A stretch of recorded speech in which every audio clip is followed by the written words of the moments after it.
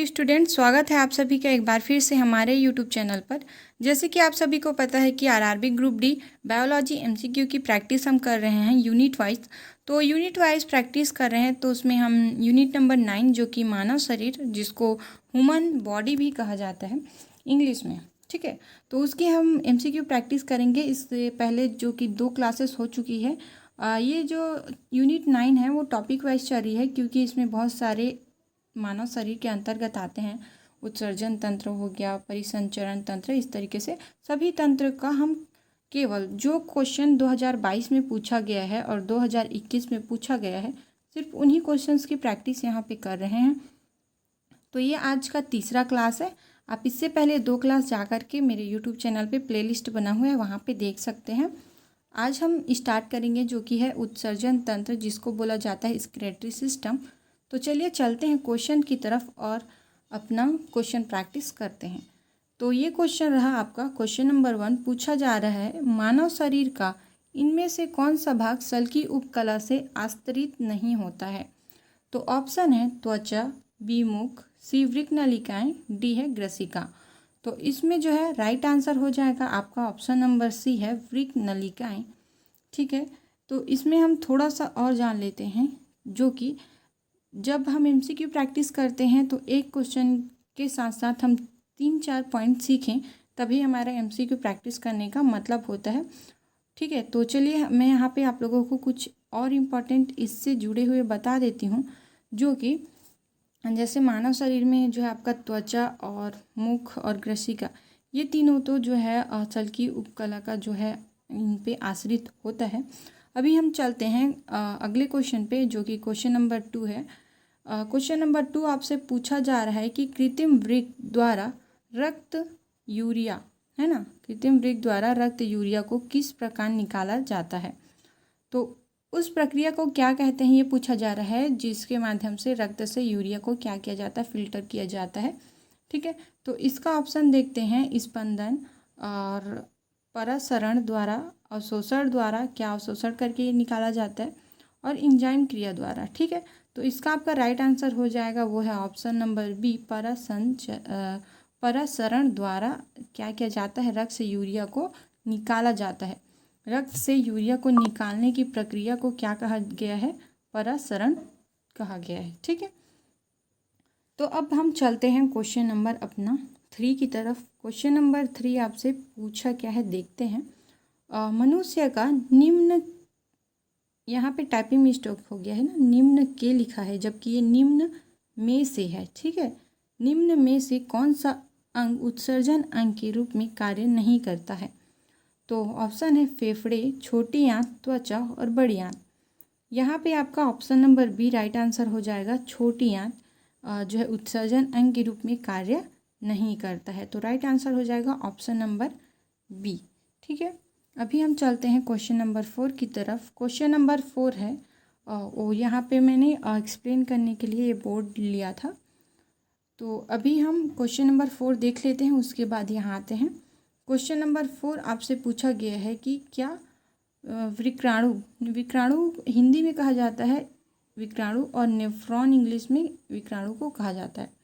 क्या विक्राणु की लंबी नलिकाकार संरचना कोई लाभ है, मतलब क्या कोई लाभ देता है, ये बताना है। उसके फंक्शन एक तरीके से हम समझ सकते हैं, ठीक है।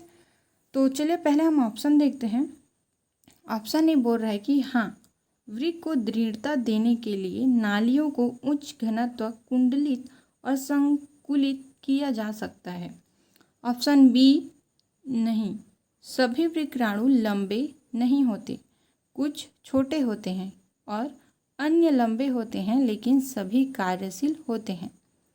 ऑप्शन सी कहा जा रहा है, हाँ, लंबी नलिका प्रारंभिक निस्पंदन से अतिरिक्त जल के पुनः अवशोषण हेतु समय तथा स्थान प्रदान करता है।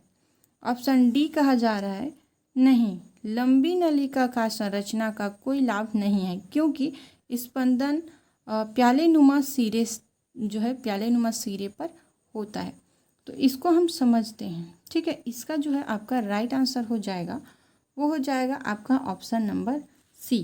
क्या हो जाएगा कि हाँ, नलिका प्रारंभिक स्पंदन से अतिरिक्त जल को पुनः और शोषण हेतु समय तथा स्थान प्रदान करती है। ठीक है, ये इसका राइट आंसर हो जाएगा।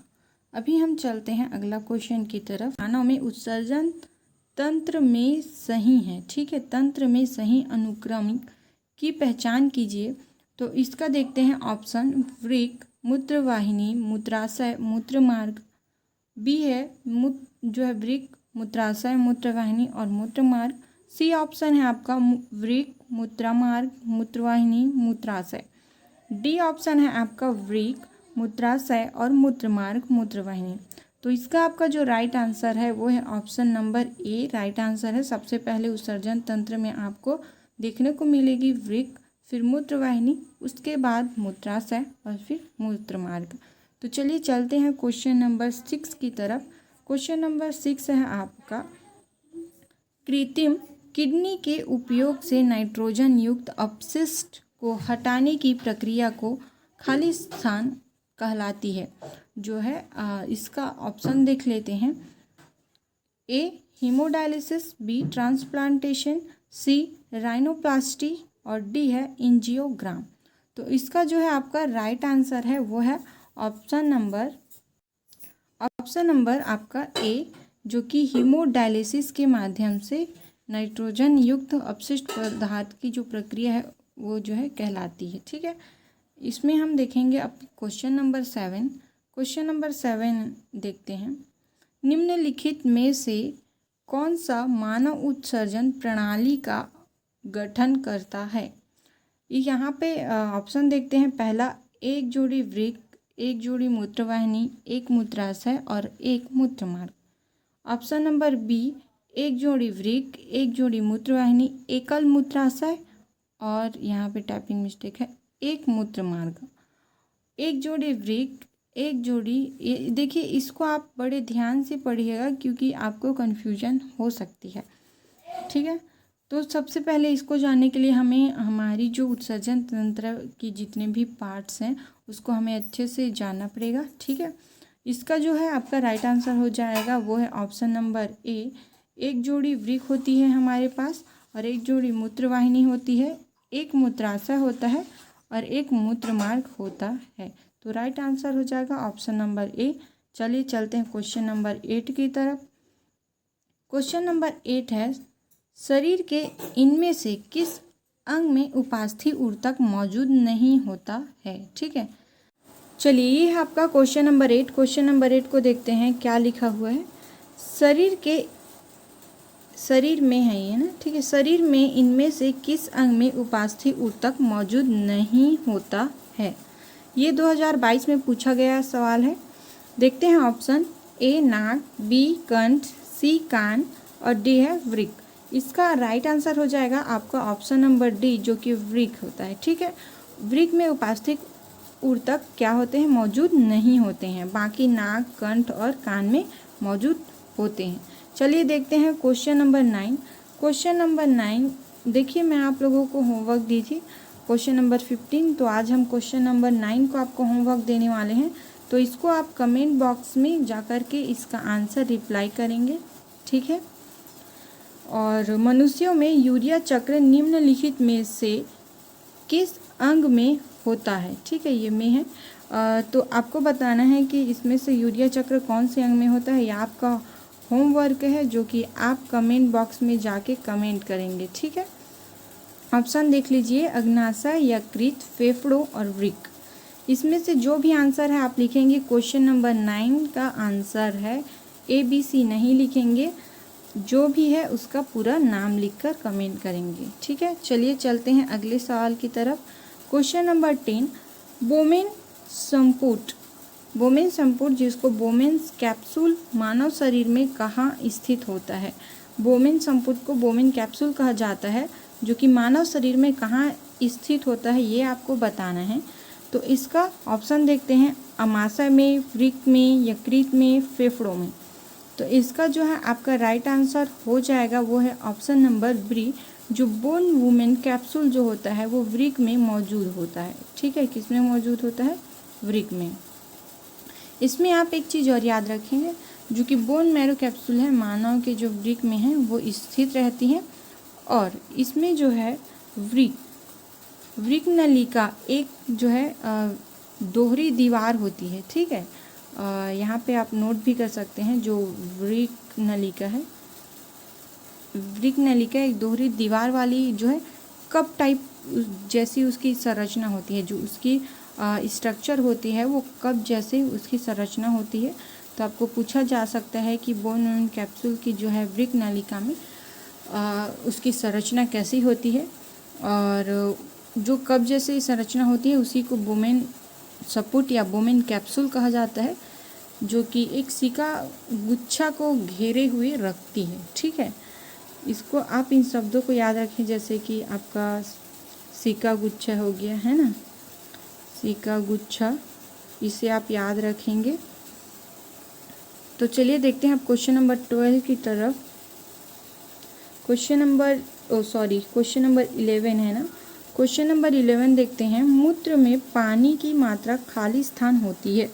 अब आपको बताना है कि वाटर की जो है क्वांटिटी कितनी होती है आपकी यूरिया में, ठीक है, यूरिन में।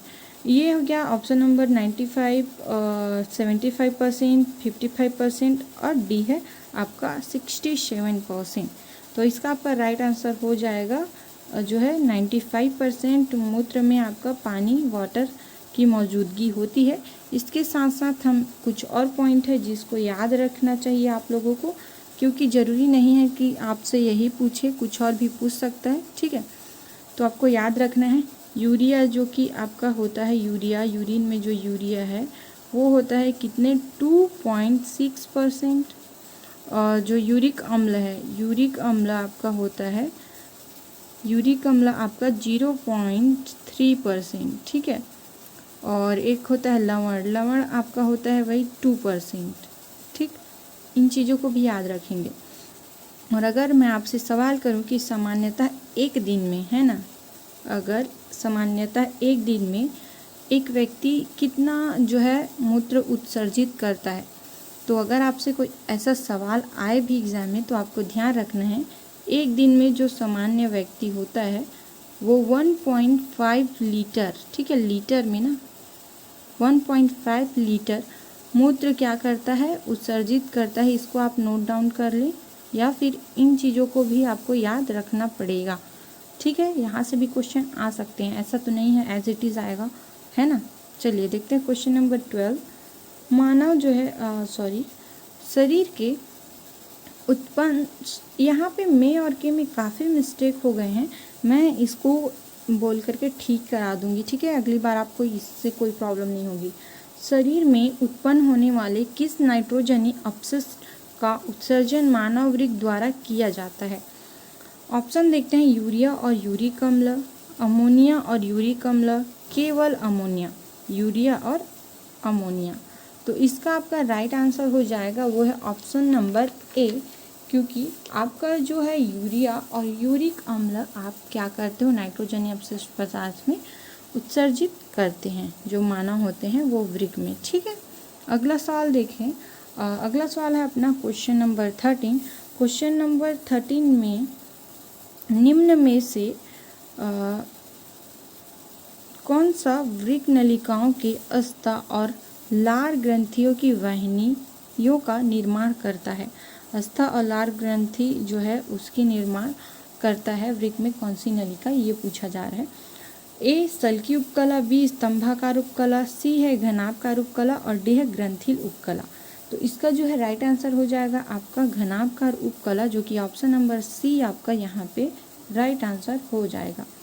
सल्की उपकला के बारे में थोड़ा सा जान लेते हैं, इससे रिलेटेड जो पॉइंट्स हैं वो काफ़ी इम्पॉर्टेंट है, इसीलिए। तो ये जो सल्की उपकला है वो क्या होती है, रक्तवाहिकाओं और अन्य जो प्रणाली है, फेफड़ों की वायु और जो है दीवारों पे, मतलब जो फेफड़ों की वायु की दीवारों की जो थैली होती है ना उसमें पाई जाती है। सल्की उपकला किसमें पाई जाती है, रक्तवाहिका, है ना, रक्तवाहिकाओं में पाई जाती है, और अन्य जो प्रणाली होती है उसमें, और फेफड़ों की वायु की थैली की दीवारों में। स्तंभाकार की बात करें, क्योंकि आपसे कुछ भी पूछा जा सकता है, तो स्तंभाकार की बात करें तो स्तंभाकार कहाँ पे पाया जाएगा, पेट पे, और आंत की परत में पाया जाता है। ठीक है, आंत की जो परत होती है उसमें, पेट और आंत की परत में, इन दोनों चीज़ों को ज़्यादातर आप याद करें रखेंगे। देखिए, ये सल्की उपकला के बारे में होता है, रक्त वाहिका जो होती है और फेफड़ों की वायु वाली थैली की दीवारों में पाई जाती है। स्तंभकार उपकला जो पेट और आंत में पाई जाती है, और घनाभकार उपकला तो आपने यहाँ पे देख ही लिया, वो वृक्क नलिकाओं में, अस्थ और लार ग्रंथि की वाहिकाओं में क्या करते हैं, पाए जाते हैं। अब चलते हैं क्वेश्चन नंबर 14 की तरफ। क्वेश्चन नंबर 14 है, सामान्यतः एक स्वस्थ व्यक्ति में वृक्क में आरंभिक निस्पंदन लगभग खाली स्थान प्रतिदिन होता है। तो इसका जो है आपका ऑप्शन देखते हैं, 160 लीटर, बी 130 लीटर, सी 150 लीटर, डी 180 लीटर।